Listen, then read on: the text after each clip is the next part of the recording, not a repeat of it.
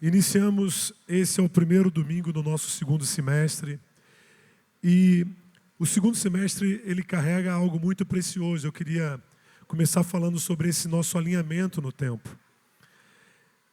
Se você perceber, o primeiro semestre ele carrega uma agitação de muitas coisas que acontecem nesses primeiros 6 meses do ano.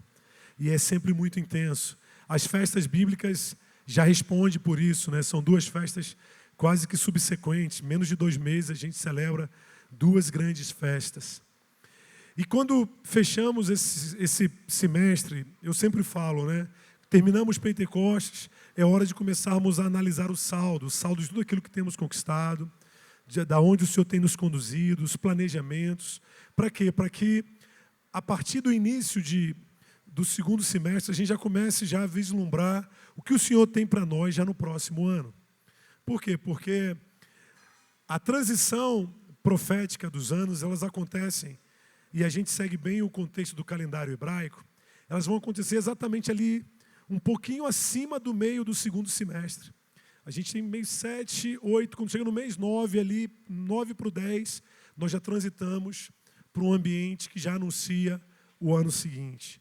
Então, definitivamente, eu quero estimular você a viver 2 aspectos importantes dentro desse contexto. Primeiro, se você ainda não conquistou, ainda não chegou aonde você gostaria, há tempo de você dar uma reorganizada em tudo. Você está em dias muito estratégicos no Senhor para que esse ano não seja mais ou continue sendo um ano perdido. Um ano onde você ainda não chegou aonde precisa estar em Deus. Se posicione, use esse mês de julho. Eu sei que é alta temporada, muita gente viaje, mas mantenha o foco. Os filhos estão de férias, algumas empresas, algumas pessoas tiram férias, mas mantenha o foco. Por quê? Porque esse é o momento de você começar a olhar para diante de você. O que 2027 tem a seu favor? E a gente já começa a fazer esse planejamento de forma muito responsável. Estou falando isso porque, como eu falei, estamos no primeiro domingo de julho e isso realmente ajuda bastante. Existem coisas que vão acontecer só no ano que vem, mas você precisa se posicionar a partir de agora, amém? E glória a Deus por isso. Mas vamos lá, hoje, pode trazer a imagem aí, meus irmãos. Hoje eu quero fazer uma continuação daquilo que nós começamos a ministrar no domingo passado. Na verdade, a minha ideia era, quando eu mergulhei no texto de Mateus 24, queria que você só deixasse sua Bíblia aberta aí. Não vai ser o nosso texto, o grande texto de referência para hoje, mas é o texto de base, né, para que a gente possa fazer essa introdução. Mateus 24 foi uma palavra muito propícia, num tempo muito estratégico que o Senhor nos deu na semana passada. E é até uma grande preparação de tudo que nós acabamos vivendo hoje, né? E eu digo para vocês, esse texto nunca me chamou tanto a atenção como foi nessa última semana, diante de tudo que nós estávamos vivendo como nação. Realmente falar de uma igreja que está pronta para cumprir o seu chamado é algo muito sério. E o que me chama a atenção é que Mateus capítulo 24, ele vem para nos ensinar coisas essenciais que muitas das vezes passam desapercebidas aos nossos olhos. E a primeira coisa que eu queria chamar a atenção sobre 4 aspectos que foram ditos na semana passada e eu quero que você guarde bem eles. E eles são importantes para aquilo que precisa ser ministrado hoje. Primeiro, os fatos que antecedem a vinda de Jesus, todos esses cenários de guerras, rumores de guerras, terremotos, tragédia acontecendo no mundo, não tem como propósito evangelizar o mundo. Eu sei que muita gente, às vezes, espera esses momentos até para fazer uma pregação mais intensa, mais acalorada a respeito de Jesus. Mas é importante você entender que não se trata de fatos que visam evangelização. Mas como assim, pastor? Eu estava conversando até com a família venezuelana que esteve conosco na semana passada. E eles estavam falando, pastor, muitas pessoas se rendendo a Cristo na Venezuela. Glória a Deus por isso. Mas é importante você entender que o foco não é evangelismo. Por quê? Porque senão dá uma impressão de um Deus que impõe sofrimento, terror, tão somente para que as pessoas se voltem para Ele. E não essa é a perspectiva. É importante você entender que nós estamos lidando com situações inevitáveis. É inevitável o que está acontecendo e o que vai acontecer no mundo.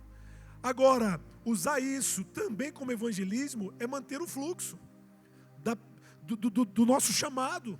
Porque para nós tudo converge para uma experiência com Cristo. E glória a Deus por isso. Mas trata-se de fatos inevitáveis, de realidades inevitáveis.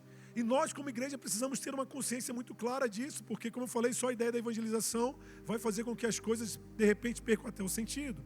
Segundo ponto, quando nós entramos em Mateus 24, você vai ver que, de fato, Deus não nos chamou para tentar, de alguma forma, presumir, apontar, adivinhar que dia seria o dia da sua vinda, porque não é esse também o foco. O que é mais interessante é que o texto todo, o foco, a gente olha muito para os princípios das dores, as perseguições, e haverão dois no campo, e só um será levado, e tal, aquela história toda. Só que a preocupação, a ênfase de Mateus 24, é fazer com que os discípulos de Jesus ouvissem aquilo que Jesus estava falando, dentro do seguinte contexto: olha, esses fatos todos que são inevitáveis, eles vão acontecer, e sabe qual é o maior prejuízo deles? É que eles vêm para expor o mundo, expor a igreja em todos os níveis. Então trata-se, dentro desse contexto, de despertar uma consciência, uma mentalidade. O propósito de Jesus é nos fazer ter uma mentalidade que os discípulos lá no primeiro século tinham. Uma mentalidade de urgência sobre o Evangelho. Uma mentalidade de total dedicação ao propósito. Uma mentalidade de total compromisso com o chamado que Deus tem para nós. Essa mentalidade precisa estar impressa em nós. E isso está além do tempo. Isso está além de uma contagem regressiva que aponta para o final. Não, é sobre você olhar para você mesmo e dizer: ei, será que eu estou comprometido? Será que eu estou com a mentalidade que Jesus me chamou para ter como parte ativa do seu reino? E eu digo, a maior preocupação aqui, Jesus estava inserindo uma mentalidade nos discípulos, até porque eles olham para o templo e eles vão apresentar uma mentalidade muito semelhante à igreja dos nossos dias, onde a gente vive grandes milagres, grandes experiências, mas o nosso apego ao que é temporal ainda é muito grande. E ele fala: ei, está na hora de mudar a mentalidade. Por isso ele vai trazer os fatos. Terceiro ponto importante, e isso precisa pesar, principalmente em dias como esses, de Copa do Mundo que nós estávamos vivendo até hoje, é que a preocupação de Jesus é tão grande com a sua igreja, que ele fala que haverá um mover de engano. E você vai ver que a ênfase dele está sempre muito mais do que sobre os fatos, mas sobre um movimento de engano, onde pessoas estarão buscando Jesus, buscando profetas, e eles vão estar correndo atrás, totalmente alienados, paralisados, e eles não vão conseguir encontrar. E essa busca vai servir para expô-los ainda mais, porque haverá um mover de engano. E o engano será tão poderoso que o próprio Jesus fala que até os eleitos estarão expostos diante de tamanho engano, porque se eles não estivessem bem fundamentados, até eles se perderiam, bem dentro desse contexto que Jesus traz. E é interessante que, só para testificar aqui, né, no versículo 22, ele fala: e se aqueles dias não fossem abreviados, ninguém seria salvo mas por causa dos escolhidos, eles serão abreviados. Por causa dos eleitos, dos escolhidos, esses dias foram abreviados, foram acelerados, e nós estamos lidando com a aceleração do tempo. E o último ponto, que é o ponto que me leva para começar a tratar o que precisamos nessa noite, e que define um pouco dessa imagem, é necessário um preparo. Quando Jesus fala tudo aquilo com os discípulos, ele está dizendo: é necessário que vocês estejam sensíveis, treinem, se preparem para isso, porque se trata de algo muito sério. E aí eu quero chamar a sua atenção para o último versículo que foi lido, o versículo de número 28, que eu quero trazer a você como ênfase para tudo aquilo que representa esse texto e um ponto central de muita relevância que Jesus nos traz aqui no versículo 28. Pois onde estiver o cadáver, ali os abutres também se ajuntarão. Jesus termina o capítulo 24 de Mateus, você pode separar ele em 4 sessões. A primeira sessão vai falar diretamente do princípio das dores. A segunda sessão, que é essa do último versículo que a gente acabou de ler aqui, que trata da grande tribulação. A terceira sessão, ela vai falar diretamente ali da rotina, do processo da vinda do Filho do Homem. E a última sessão, que começa aqui no versículo de número 42, é a sessão que trata da vigilância, do preparo. Jesus falando, porque essa vigilância, como eu falei, ela pressupõe um preparo. Olha, vigiai, sabei que são dias que você precisa estar sensível. E isso é muito importante você entender. Mas o que me fez me apegar ao versículo de número 28 é exatamente porque essa imagem que Jesus traz, que é uma imagem bem dramática, bem trágica, que ele fala, olha, se preocupa não, meus queridos, aonde estiver o cadáver, os abutres vão estar. Ela consegue se comunicar com cada uma das sessões, porque ela traz luz sobre exatamente o tipo de igreja que muitos de nós, muitas das vezes, nos permitimos ser, e o tipo de igreja que o Senhor de fato nos chama a ser.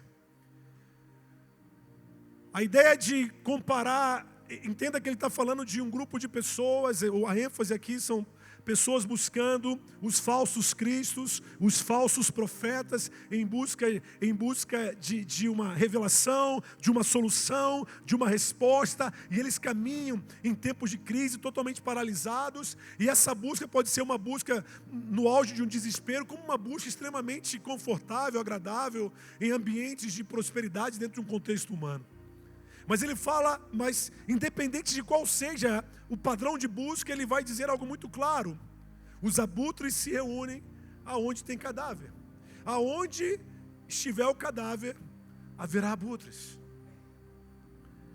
E aí ele vai trazer uma ênfase que carrega um peso muito sério sobre que tipo de evangelho nós temos vivido. Será que temos vivido o evangelho dos abutres? Ou temos vivido o evangelho do reino? Será que, semana passada eu trouxe muito essa questão de, será que temos pregado, temos manifesto o evangelho, esse evangelho do versículo 14? Ou será que estamos vivendo em dias de engano? E é exatamente para que possamos explorar essa questão, eu queria que você agora ficasse de pé em nome de Jesus e abrisse sua Bíblia. No livro de Gênesis, capítulo 8, nós vamos ler dos versículos 6 ao versículo de número 14. Gênesis, capítulo 8, versículos 6 ao 14.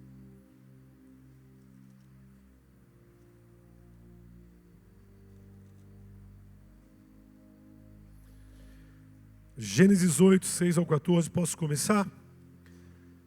Amém? A palavra do Senhor diz assim, olha, no final de 40 dias, Noé abriu a janela que havia feito na arca e soltou um corvo. Ele saiu da arca, mas ia e voltava enquanto não secavam as águas que cobriam a terra. Depois, soltou uma pomba para ver se as águas haviam diminuído sobre a face da terra.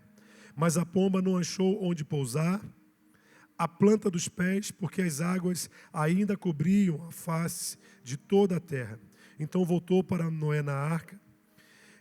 Estendendo a mão, Noé segurou-a e recolheu-a consigo na arca. Esperou mais 7 dias e tornou a soltar a pomba para fora da arca. À tardinha, a pomba voltou para ele e trazia no bico uma folha nova de oliveira.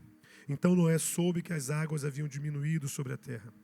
Esperou ainda mais 7 dias e tornou a soltar a pomba. mas ela não voltou mais para ele. As águas que estavam sobre a terra secaram no primeiro dia do primeiro mês do ano 601. Então Noé tirou a cobertura da arca, olhou e viu que a face da terra havia secado. Aos 27 dias do segundo mês, a terra estava totalmente seca. Vamos orar? Senhor, em nome de Jesus, obrigado por tudo que o Senhor nos deu nesse dia e tudo que o Senhor nos deu já nessa noite, que o Senhor continue a fazer, continue a se manifestar em nosso meio. Queremos te honrar, te glorificar nessa noite e te pedir, Senhor, fala profundamente aos nossos corações. Desfaz toda obstrução, todo bloqueio de mente que possa resistir à tua revelação sobre identidades, famílias, realidades, porque é importante, Senhor, que essa palavra, Senhor, possa penetrar no mais profundo de nossas almas, provocando, produzindo as mudanças e transformações que só o Senhor pode fazer.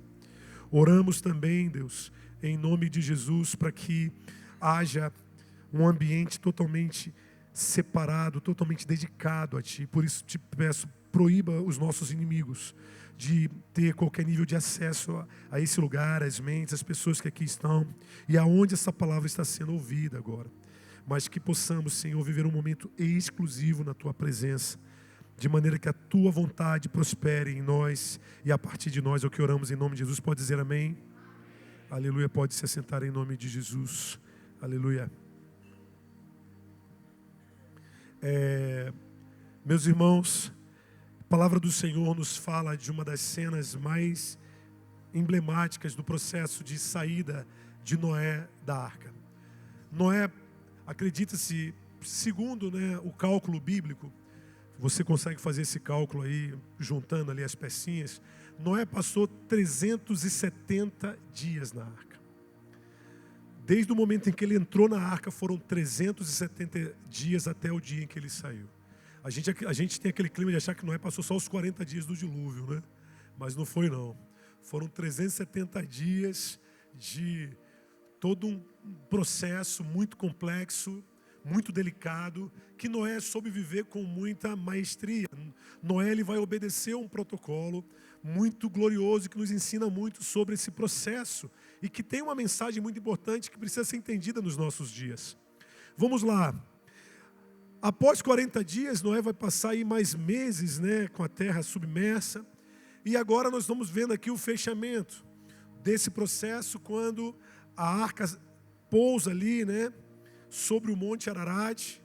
E passado já algum tempo ali sobre o monte, ele abre a janela da arca e ele vai... A surpresa é que Noé agora, ele apresenta um corvo. Um animal que faz parte da classe aí dos abutres, por isso eu fiz questão, uma ave, para ficar melhor, faz parte aí da classe dos abutres, por isso eu fiz questão de trazer essa relação de corvo e abutre, porque se trata de um animal, de uma ave, que ela se alimenta de carne morta, se alimenta daquilo que é podre, da carne podre, vencida, e Noé, para saber se a terra já havia secado o suficiente, ele libera esse corvo, ele vai liberar esse corvo algumas vezes, e a Bíblia de fato não vai dizer que se esse corvo foi e não voltou mais, acredita-se que chegou uma hora que esse corvo não voltou mais. Ele encontrou na terra um lugar de alimento, ele provou, ele mais uma vez, validado pela sua natureza, ele sai de cena. E logo após o corvo, Noé traz a figura de uma pomba. E ele vai fazer a mesma coisa com essa pomba, seguindo todo um protocolo, 7 dias. Vai lá, libera a pomba. E a pomba pega, vai, volta, depois vai de novo, traz agora um ramo de oliveira um ramo novo de oliveira. E ele percebe que enfim chegou, a terra está seca. E agora ele libera essa pomba de novo e ela vai e já não volta mais. E era o último sinal. Noé agora vai abrir o telhado da arca e vai ver que de fato havia chegado o tempo de sair com os animais daquela arca. O que me chama a atenção nesse texto é que a forma como Noé responde a um período de transição que ele precisava concluir de forma muito efetiva entre o que era a experiência da velha terra, a terra pré-diluviana, para aquilo que deveria se tornar a nova terra. Noé agora ele vai assumir uma postura muito, como eu falei, muito protocolar. Só que dentro dessa postura o que mais me chama a atenção é exatamente essa relação com essas duas aves. Noé ele entendeu que ele precisava liberar essas duas aves de naturezas tão diferentes naquele processo de saída da arca. E eu quero que você compare essa arca agora para você começar a entender com mais clareza esse texto. Essa arca ela diz muito sobre a nossa experiência como igreja, sabia disso? Uma experiência que diz muito sobre a nossa posição diante do mundo, aonde uma construção está sendo feita. A arca foi uma construção que reflete muito do que representa a igreja. Nos detalhes, uma construção feita por madeiras que precisavam ser unidas, trabalhadas para que ficasse de fato uma bem juntinho da outra, para que houvesse o encaixe perfeito. Uma construção que ela é feita a partir de um planejamento, de uma planta, de um projeto dado pelo próprio Deus. E no processo de construção, quando ela está totalmente pronta, quem vai vedá-la, quem vai lacrá-la definitivamente para que ela cumpra a sua função, é o próprio Espírito Santo que faz esse papel lá, é o piche que vem para literalmente fazer uma vedação em toda a arca, e ela é totalmente vedada o tempo todo. E o que é mais interessante, ela é fechada por dentro, mas principalmente por fora. Vivemos num tempo como igreja que, de fato, essa construção ela acontece em vários níveis. Ela acontece no nível de estarmos construindo algo que aponta para um tempo de juízo. Mas aquilo que julga o mundo foi exatamente aquilo que foi usado para que a arca flutuasse. Aquilo que foi usado como juízo para destruir aquela primeira terra foi o que fez a arca flutuar. As águas. Foi o que deu sentido à arca. E aí eu chamo a sua atenção.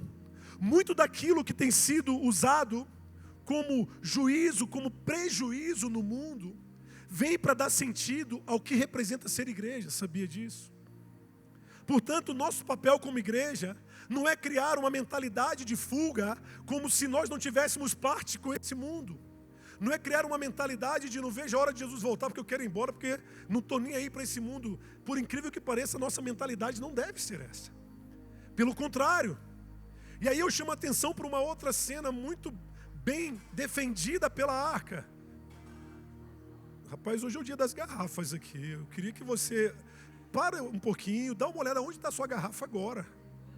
Para você não esquecer onde ela está, em nome de Jesus. Porque pode ser que você dê uma bicuda nela daqui a pouco. E aí eu vou ter que achar que está acontecendo alguma coisa, uma bomba, mas está tudo bem, vai dar tudo certo em nome de Jesus. Vamos lá. Deixa eu beber uma água.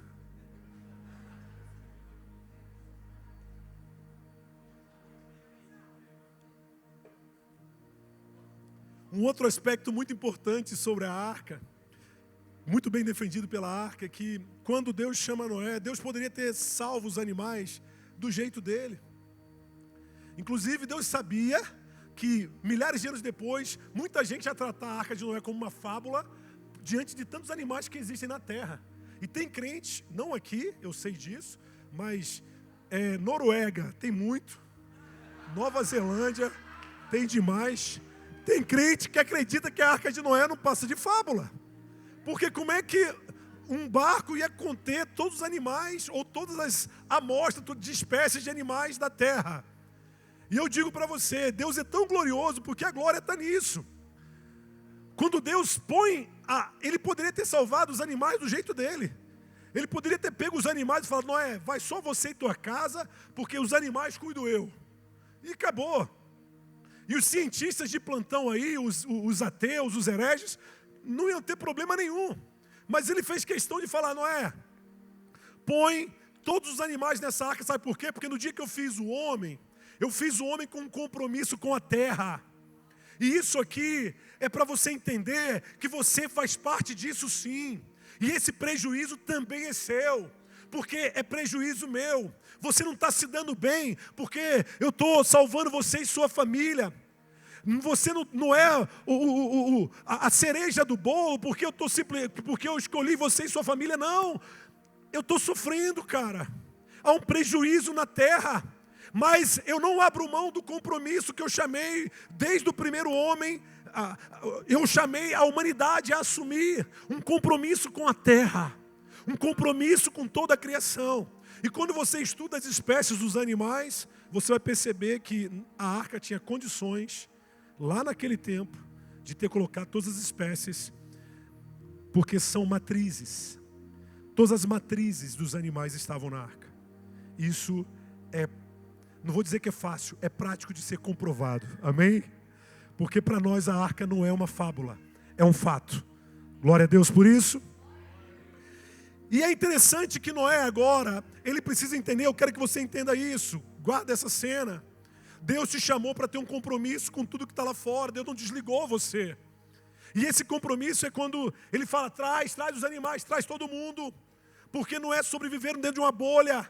Não é sobreviver despreocupado com o que está lá. Não, pelo contrário, é se responsabilizar com o que está acontecendo lá. Trabalhar a partir daqui em prol das mudanças que precisam acontecer lá. Porque quando Noé desce, quando ele abre a arca, ele estava pronto para se envolver com Deus de uma forma diferente. A partir daquele momento, a relação que Noé tinha com Deus agora era outra. Não é à toa que quando ele desce da arca, a primeira coisa que Deus faz com ele é uma aliança. Deus faz uma aliança com Noé. Até então não havia. Entenda uma coisa. O evangelho só vai fazer sentido para você se você entender que você tem um papel lá fora.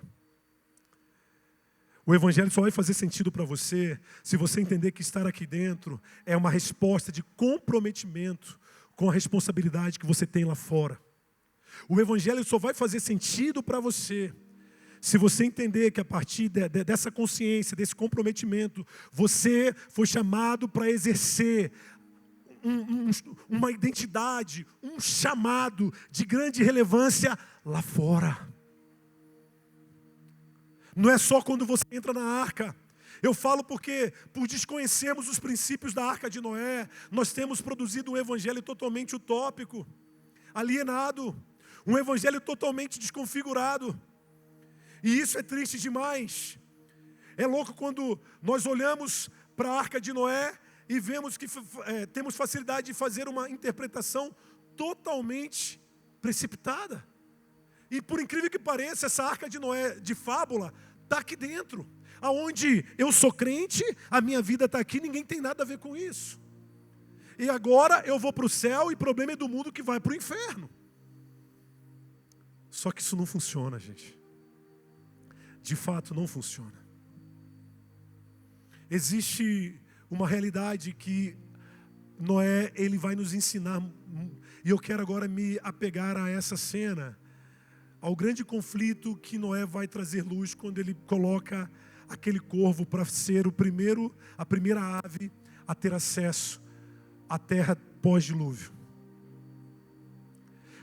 Quando eu olho para aquele corvo saindo daquela arca a partir de Noé, eu entendo que Noé está respeitando a própria natureza dele. Ele fala, não tem como.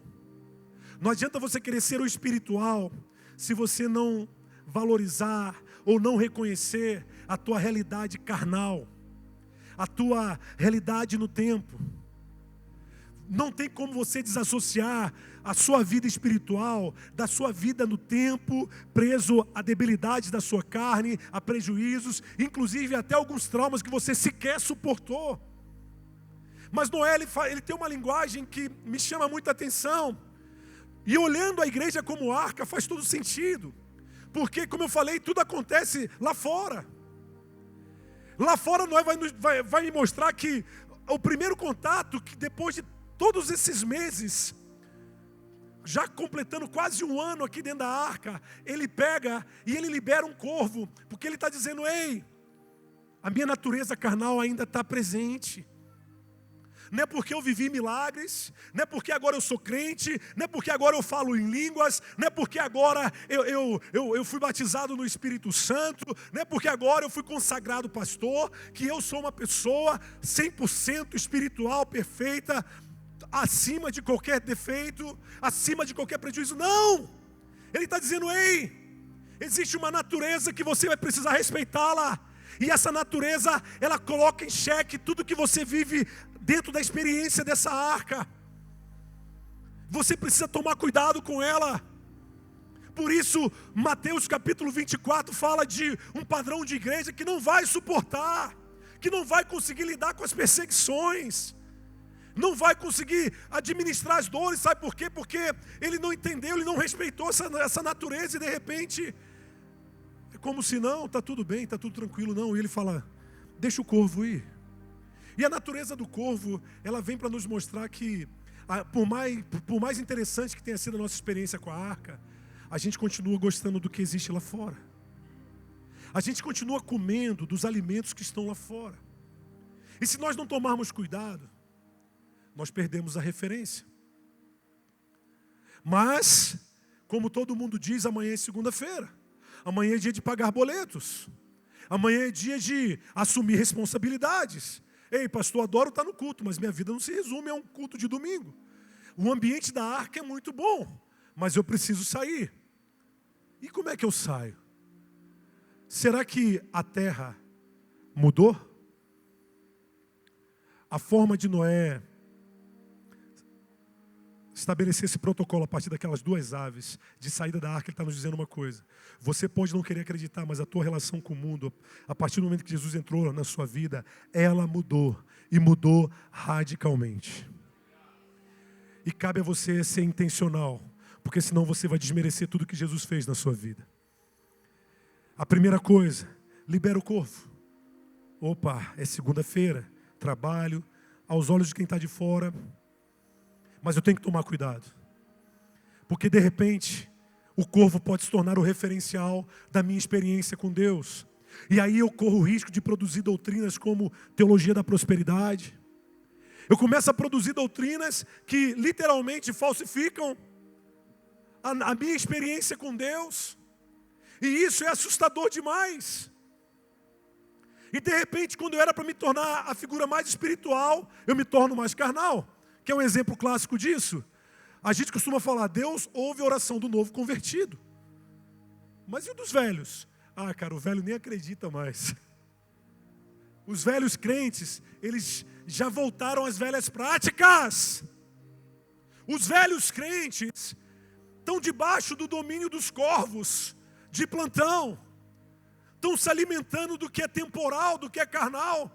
Mas Noé, ele está dizendo, quando eu vejo Noé assumindo esse corvo, ele está falando, cara, presta atenção, toma cuidado, não desmereça a realidade que está lá fora, não desmereça a realidade que você carrega dentro de você. Saiba respeitar isso, mas entenda, você precisa olhar além disso.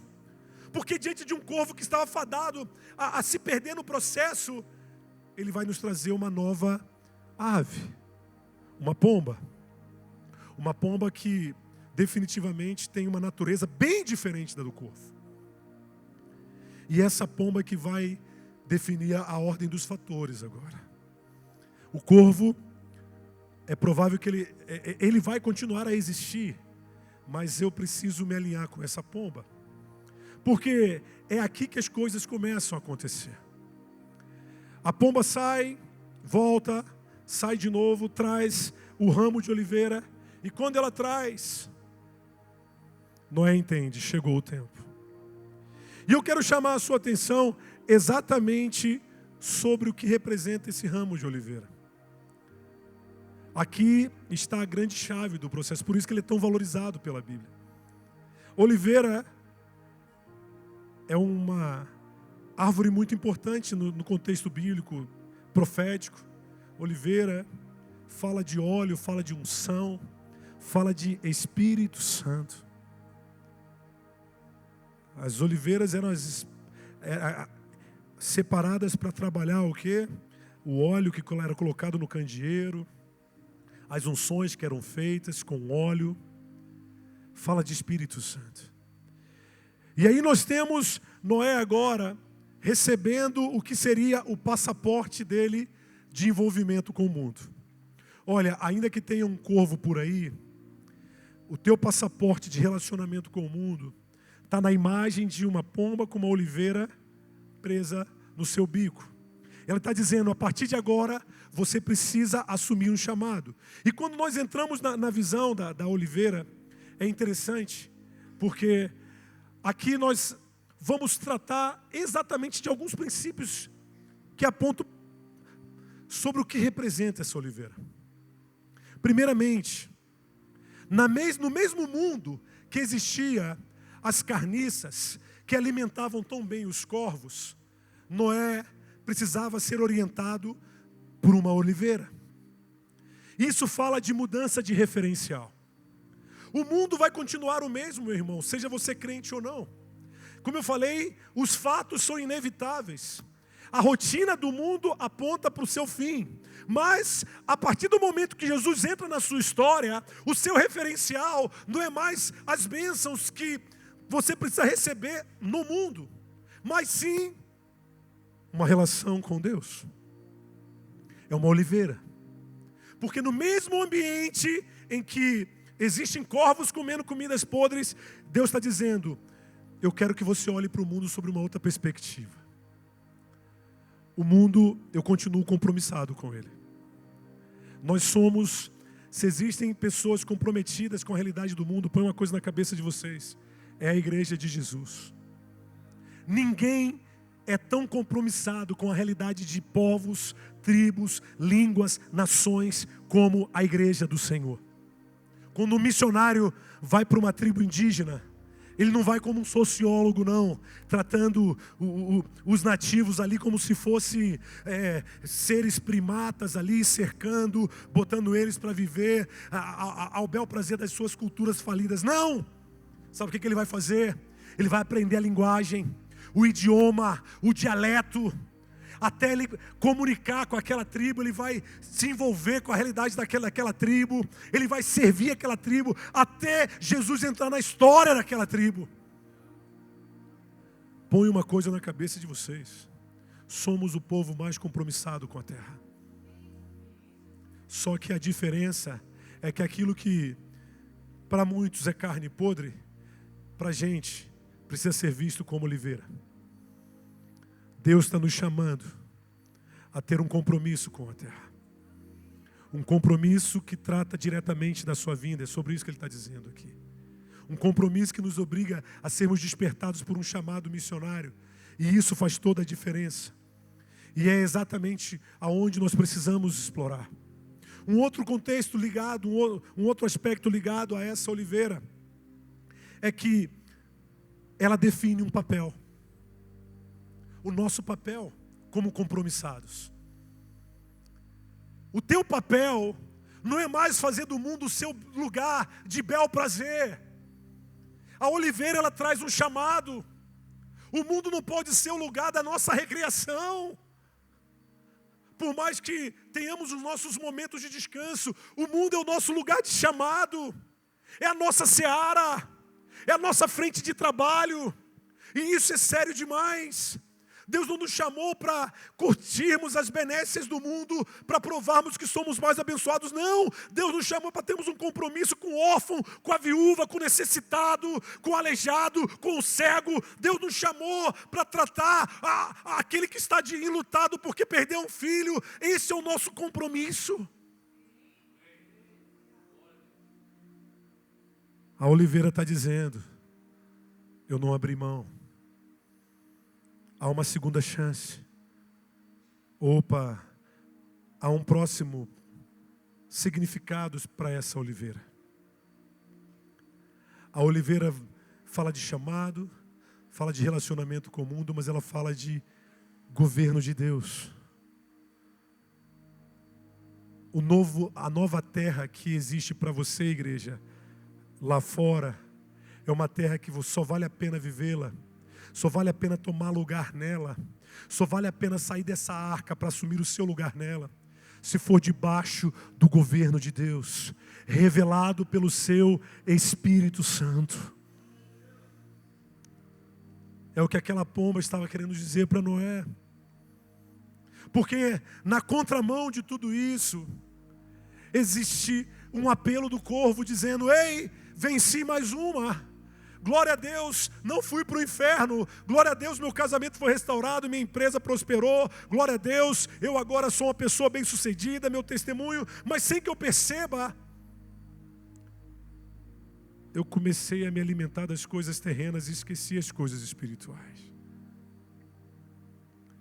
O que me assusta no que aconteceu nessa Copa do Mundo no Brasil, não foi ver pastores defendendo a suspensão de cultos e a substituição de cultos, que para mim pior do que suspender o culto é botar a galera para assistir jogo dentro da igreja. Isso não entra na minha cabeça, né? Eu estava até falando, Senhor, que as câmeras não filmem, que às vezes dá um close assim no jogador, ele xinga aqueles nomes bem grandes, né?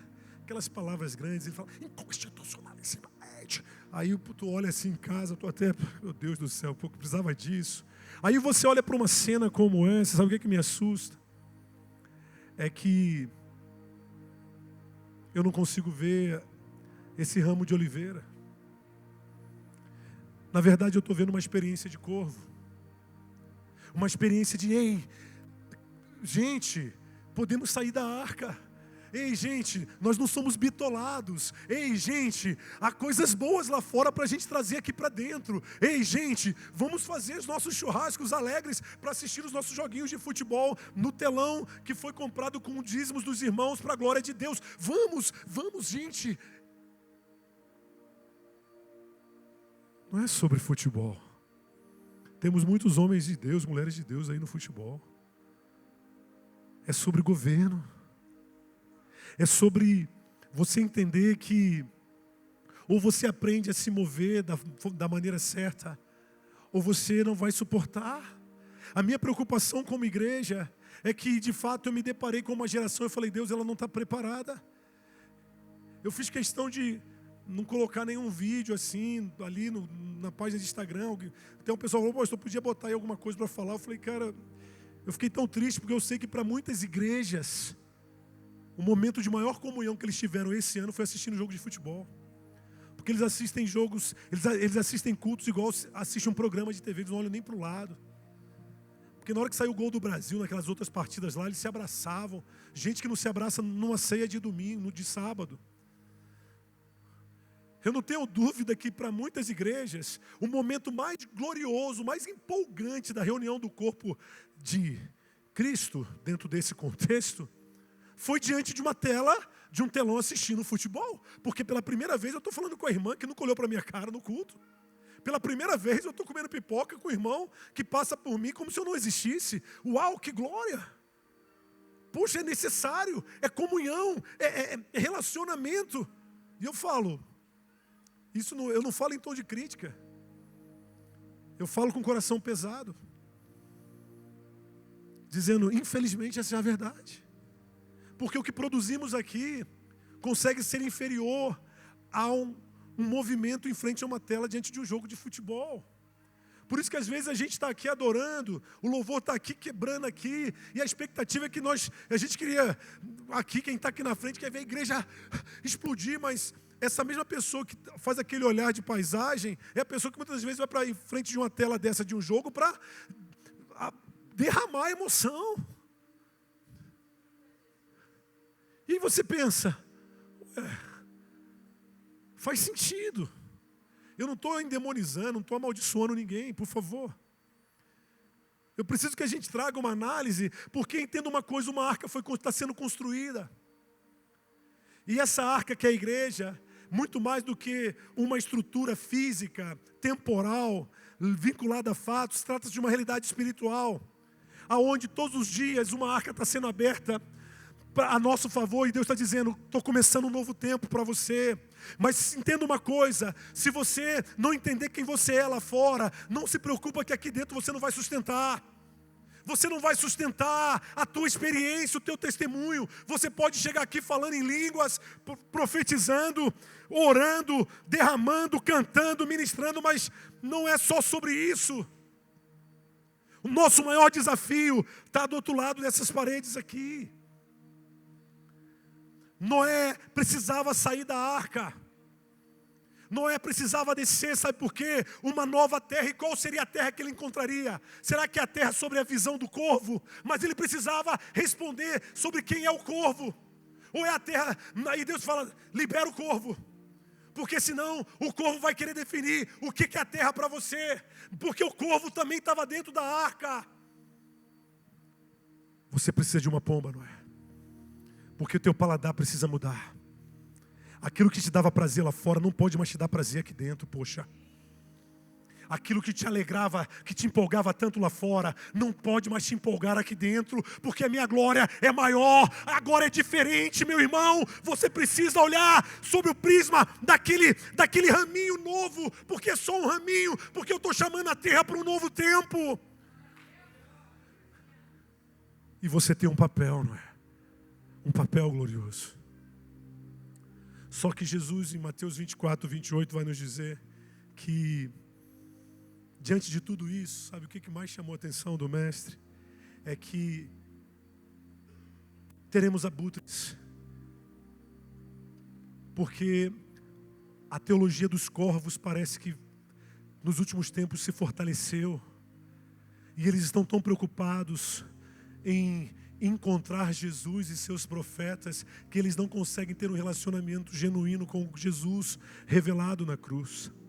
Eles estão tão preocupados em buscar a próxima bênção, a próxima conquista, a próxima vitória, a próxima modinha, o próximo oba-oba, o próximo tempo de comunhão bem carnal, que eles não conseguem ter um relacionamento íntimo com Jesus. E o Senhor fala, se eu não abreviasse esses dias, até os escolhidos, até os eleitos se perderiam.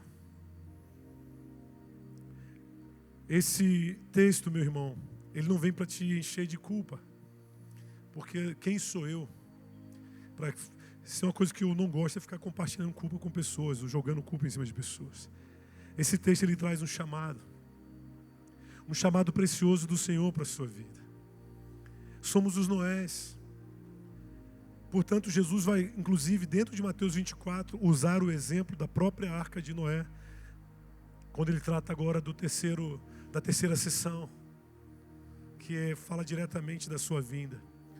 Ele fala como nos dias de Noé, aonde casavam-se e davam em casamento, até que Noé entrou na arca. Mas estava tudo bem. Quando começar a chover, nós já vamos estar dentro da arca. Mas a arca não sumiu na hora da chuva. Eu falo isso que eu respeito muito a galera que acredita que nós não vamos passar pela grande tribulação. E eu sempre falo, se eu for arrebatado antes da grande tribulação, glória a Deus, é lucro. Mas eu estou me preparando para passar por ela. E eu quero estar dentro da arca.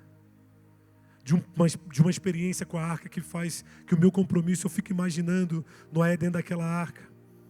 E se Deus não tapou os ouvidos dele, com certeza ele ouviu o clamor, o grito das pessoas do lado de fora enquanto chovia, em meio à chuva.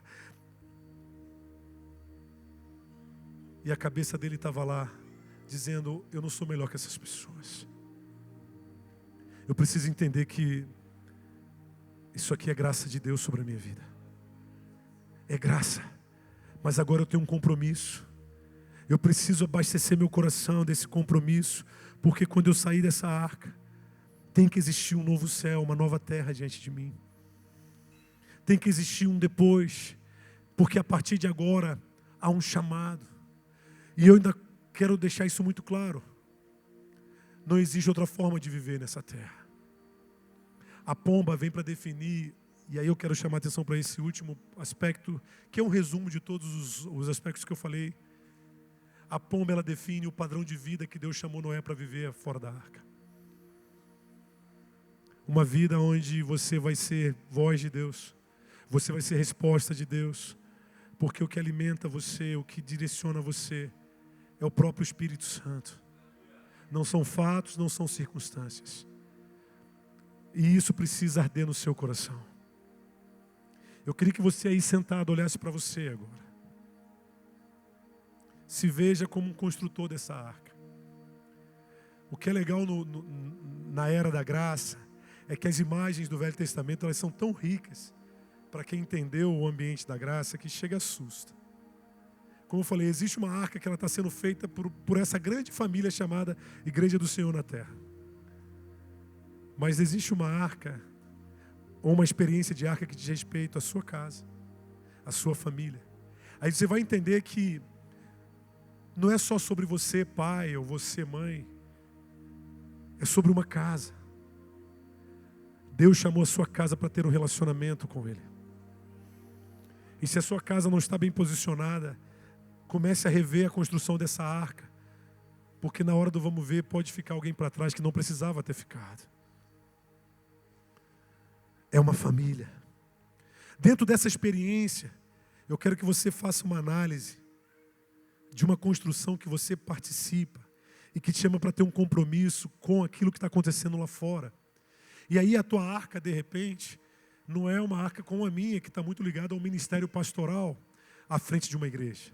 A tua arca é à frente de um negócio, ou dentro de um hospital, cuidando de enfermos, ou dentro de uma sala de aula, ensinando. Mas o importante é que ela está sendo construída dentro de uma experiência onde a tua relação com o mundo reflete o que você vive nessa construção. Reflete o teu chamado, o teu compromisso. E eu digo para você, quando você entender isso, o mundo deixa de ser o que foi antes e passa a ser uma nova realidade para você. É assustador ver pessoas que se dizem cheias de Deus e totalmente aprisionadas aos prazeres e valores do mundo. O mundo é um lugar muito especial, de muitos lugares lindos, da gente descansar, adorar a Deus e falar, Senhor, nada como uma praia nordestina no final de tarde, né? Nada como um ar de montanha no invernozinho, bem aquecido. Sabe, nada como você estar em lugares onde você sabe que grandes decisões estão sendo tomadas no mundo. Você fala, meu Deus, sabe que aqui foi feito isso? Lugares que marcam história. Mas não é sobre isso. O Evangelho é muito mais que isso. O Evangelho é... Será que eu estou olhando esse mundo pela ótica do corvo? Que encontra alimento naquilo que está morto, naquilo que é temporal, naquilo que está condenado? Ou na ótica da pomba, que encontra propósito no meio do caos? Eu fiz questão de trazer essa imagem porque é um conflito interior que existe dentro de nós. O cenário é o mesmo, pode reparar. O que muda é a forma como a pomba vê. A pomba vai trazer no meio do caos, é você chegar num lugar de miséria e falar, Deus vai mudar a realidade desse lugar. E alguém vai dizer para você, você está maluco? Isso aqui só tem gente do mal, bandido, assassino. Não, Deus vai mudar. E por quê? Porque você está olhando aquele lugar pela ótica da pomba. Há um ramo de oliveira aqui, querido. O Espírito de Deus vai fazer algo aqui. É você olhar para famílias, pessoas e falar, Deus tem um propósito. Mas eu acabei de matar um homem, Deus tem um propósito na sua vida. Não, mas eu estou aqui tomado pelo homossexualismo. Deus tem um propósito na tua vida. Porque eu aprendi a olhar com os olhos do Espírito. E o Espírito me ensinou a encontrar sentido em tudo que há lá fora. E aí eu chamo a atenção de novo. Se tem um povo que consegue discernir as coisas que estão acontecendo lá fora, é a galera que aprendeu a olhar com os olhos dessa pomba, com o ramo de oliveira nas mãos, no bico, aliás. Esse é o povo que tem a resposta, que tem as soluções, que tem os endereçamentos, as portas, as chaves, os códigos. E é isso que Deus está te chamando para viver. Sabe por quê? Você vai ser um construtor de arcas. Aonde Deus te levar, você vai ser parte disso. E eu falo isso com muito carinho, porque Deus está nos chamando para um novo tempo. Eu estou louco com essas palavras dessas últimas 2 semanas, desses 2 domingos. Sabe, eu não consigo olhar para mim mesmo com a mesma perspectiva. Eu falo, Deus, algo vai acontecer. Porque o Senhor está levantando uma igreja, não é para mostrar que nós somos mais crentes, mais isso, mais aquilo, não. É porque chegou a hora de entendermos que é um propósito para nós lá fora. Quando falamos de um instituto, é porque queremos olhar para pessoas como essa pomba, não queremos transformar o mundo num lugar de lucro, aonde enriquecemos, botamos dinheiro no bolso e vamos curtir a vida, porque Deus não nos chamou para isso. Deus não me chamou para enriquecer e ficar tirando onda de playboy. Deus me chamou para olhar para o mundo e dizer: Luiz, há uma responsabilidade e eu vou pesar sobre você. Se você não entender, você pode se perder nesse processo e tudo que eu te dei não vai valer a pena. Deus está falando com pessoas aqui. Deus está levantando uma igreja. Tem órfãos lá fora, desesperados, viciados, prostitutas, pessoas destruídas na sua sexualidade, esperando aqueles que olham sobre a ótica de uma pomba com um ramo novo de oliveira no bico. Deus está dizendo: ei, eu vou curar você, você vai usar, e Ele está falando isso através da sua boca. Imagina o que é isso. Nós vamos orar agora. Você já pensou, já raciocinou bastante? E eu queria que você orasse, ficasse de pé, porque eu quero orar por você.